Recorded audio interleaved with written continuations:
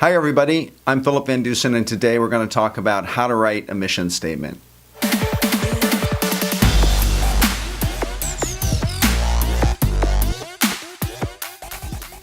In this how-to video, I'm going to describe a brand strategy tool called a mission statement.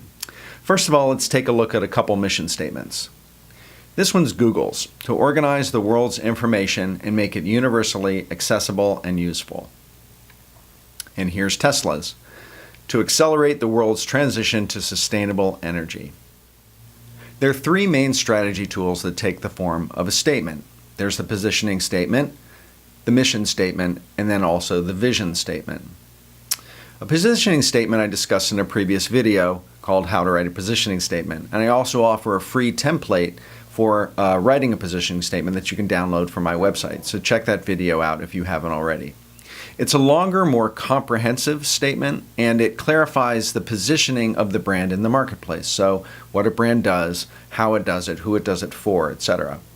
And it's how the brand is perceived now in the minds of consumers, or how it's looked at in the marketplace. A vision statement, on the other hand, is really more a framing out of the company in some sort in a future time. So it sets an overall direction for an ambition for the company to be pursued. For instance, to be the most trusted name in healthcare. So what is a mission statement? A mission statement specifies the purpose and the reason for being for a company. So it's a target for all plans and programs to be undertaken at the company. It's a great way to direct the business of the company down the right path. And it's a plan that usually is to be accomplished in a 3 to 5 year period of time.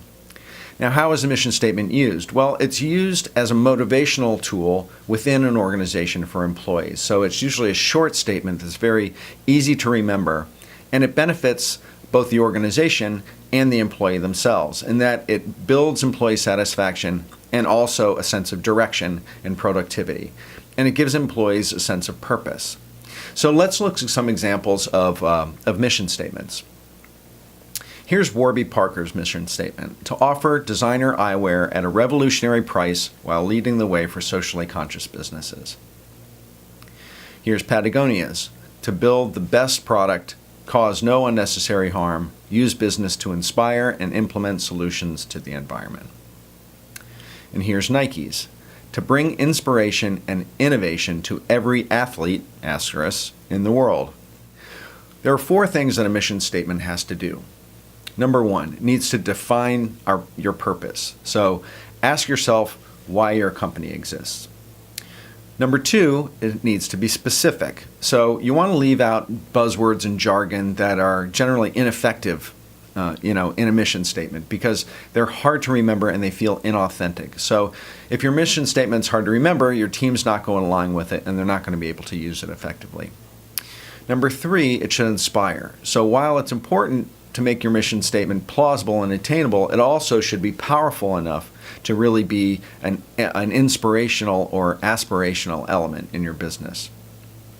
And it should also tie back to specific activities or behaviors, so it can move from the kind of conceptual realm into the real practical realm of things getting done. And number 4 is keep it succinct. So you'll notice all the best of these mission statements are very short. They're easy to remember, so keep it as concise as possible. And if it's lengthy, you really want to pare it down to sharpen that vision and that delivery, so your employees, internal partners in the organization can remember it and put it to great use.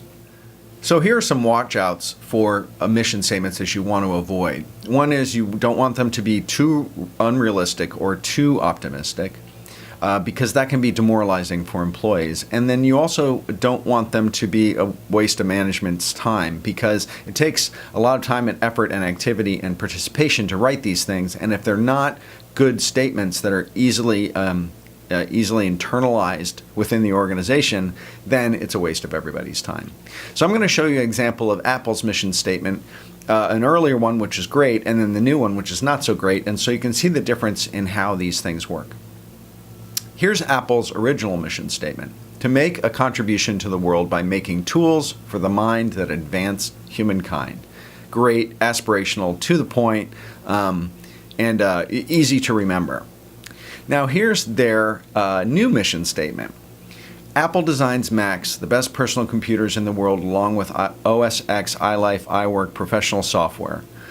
Apple leads the digital music revolution with its iPods and iTunes online store. Apple has reinvented the mobile phone with its revolutionary iPhone and App Store and is defining the future of mobile media and computing devices with iPad.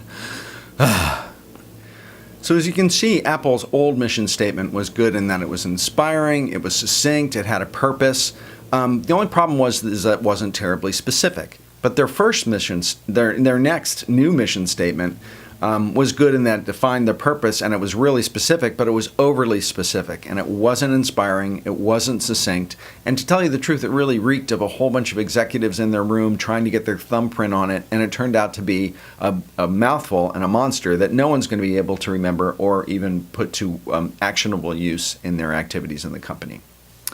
So with that, I hope you enjoyed this video, and if you did, hit subscribe below so you can see my videos when they come out.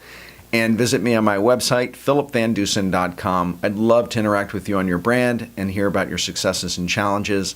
And while you're there, subscribe to my newsletter, Brand MUSE, where I share insights and trends and news on marketing and design for entrepreneurs and creative professionals. And so with that, thanks again for watching, and bye for now.